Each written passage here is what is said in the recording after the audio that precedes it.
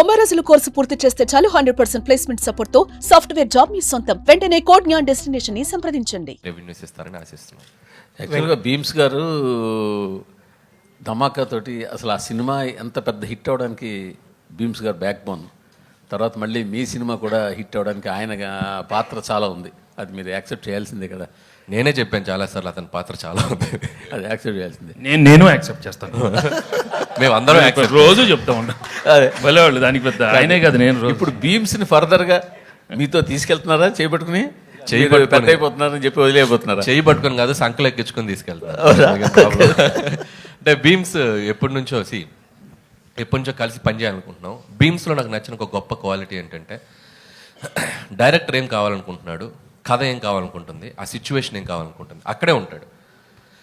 నేనేదో చేసేసాను, నేనేదో ఒక సాంగ్ కొట్టాను, అది మీరు పెట్టేయాలి అని కన్విన్స్ చేయడు.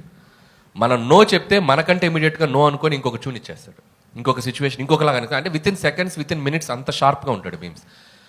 నాకు తెలిసి భీమ్స్ టైం ఈ పొంగల్ నుంచి మొదలైంది. నాకు తెలిసి నెక్స్ట్ ఒక 5-6 years 10 years భీమ్స్ భీమ్స్లో మంచి క్వాలిటీ ఇంకో మంచి క్వాలిటీ మీరు చెప్పలేదు. ఎక్కువ స్టేజ్ మీద ఏం చేయడు. ఎందుకులేండి మనం. సార్ వెంకటేష్ గారు ఇక్కడ, అనిల్ గారు, వెంకటేష్ గారు, హాయ్. Hi sir. సార్ ఏకంగా ప్రొడ్యూసర్ మీద ఐటీ రైట్స్ వచ్చే స్థాయికి ఈ సినిమా కలెక్షన్ రావడం మీద మీ అభిప్రాయం ఏంటి? అయిందా? నిజమా?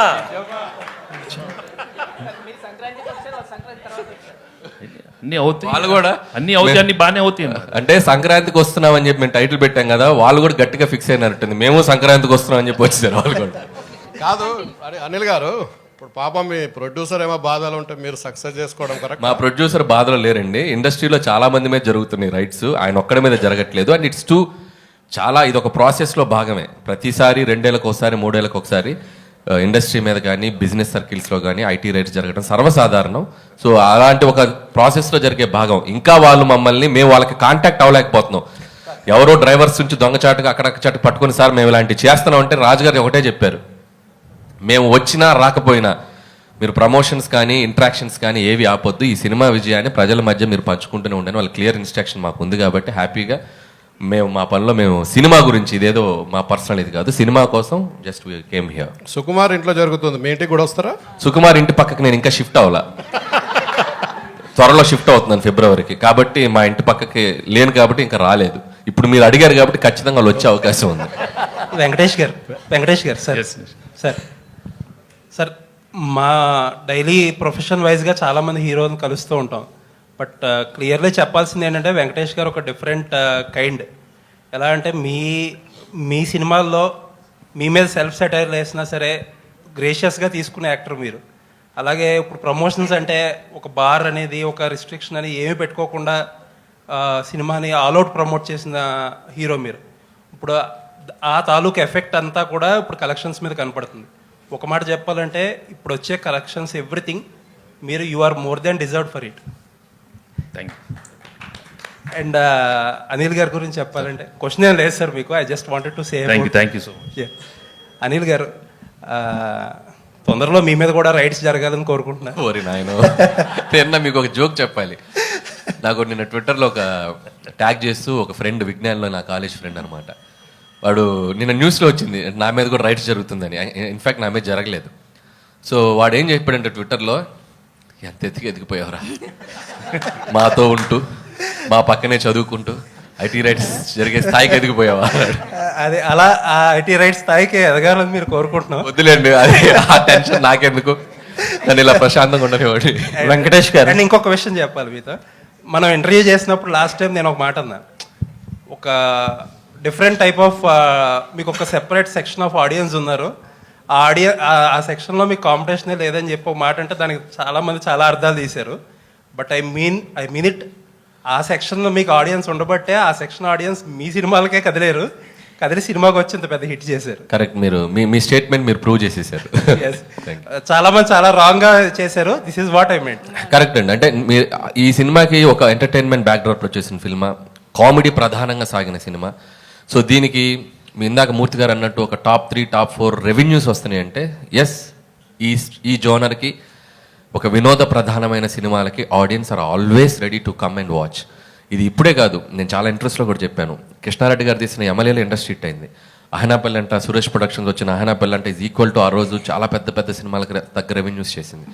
సో కామెడీ ప్రధానంగా సాగిన సినిమా మనం కరెక్ట్గా డీల్ చేయగలిగితే దాని రెవెన్యూస్ ఎప్పుడు అన్ని సెక్టర్ ఆఫ్ ఆడియన్స్ వచ్చి దానికి పెద్ద విజయాన్ని ఇస్తారు. అనిల్ గారు ఇక్కడే అయితే బుల్లిరాజుని క్యారెక్టర్ పెట్టి చేయడం మీద ఎంత ఫన్ అయితే జనరేట్ అవుతుందో థియేటర్లో, బట్ దాని మీద ఒక నెగిటివిటీ కూడా వస్తుంది కదా. కొంతమంది సైకాలజిస్టులు కావచ్చు, ఒక చిన్న పిల్లోని పెట్టి ఇట్లాంటి రోల్ చేయించారు, ఇలాంటి కొన్ని కామెంట్స్ ట్రోల్స్ వస్తున్నాయి కదా, దీని మీద మీరు ఏం చెప్తారు? అంటే ఇది నేను ఆల్రెడీ మొన్న ఇంటర్వ్యూలో చెప్పాను. అసలు పిల్లలు, ఆడవాళ్ళు, పెద్దవాళ్ళు అందరూ థియేటర్లో చప్పట్లు కొడుతూ క్లాప్స్ కొడుతూ ఎంజాయ్ చేస్తుంటే సైకలాజికల్ ప్రభావం పడే అవకాశం ఎందుకు ఉంటుంది? సైకలాజికల్గా పడే ప్రభావం అంశమైనవి చాలా ఉన్నాయి మార్కెట్లో. మనం చాలా హెల్తీగా ఒక చిన్న కామెడీ చెప్పాం. అండ్ మీరు అడిగిన దానికి చిన్న లాజికల్ ఆన్సర్ చెప్తా. ఇదే టాపిక్ సెన్సార్ ఆఫీసర్ దగ్గర కూడా వచ్చింది. సెన్సార్ ఆఫీసర్ కూడా సినిమా అంతా చాలా మెచ్చుకున్నారు. మెచ్చుకున్నప్పుడు ఆవిడ చాలా బాగుంది కదండి, కొద్దిగా మార్చండి అని చెప్పారు. మేము మార్చాం. ఆవిడ అడిగినప్పుడు నేను ఒకటే చెప్పా, ఇప్పుడు మనం ఒక స్మోకింగ్ ఇంజూరియస్ టు హెల్త్ అని చెప్పి థియేటర్కి రాగానే ఒక టైటిల్ కార్డ్ వేస్తున్నాం. ఆ టైటిల్ కార్డ్ వేసినప్పుడు మనం పూజ చేసుకుంటూ అగరబత్తులు వెలిగిస్తూ మీరు సిగరెట్ తాగకండి, ఆరోగ్యానికి హానికరం అని మనం వేసామనుకోండి, అది రీచ్ అవుతుందా?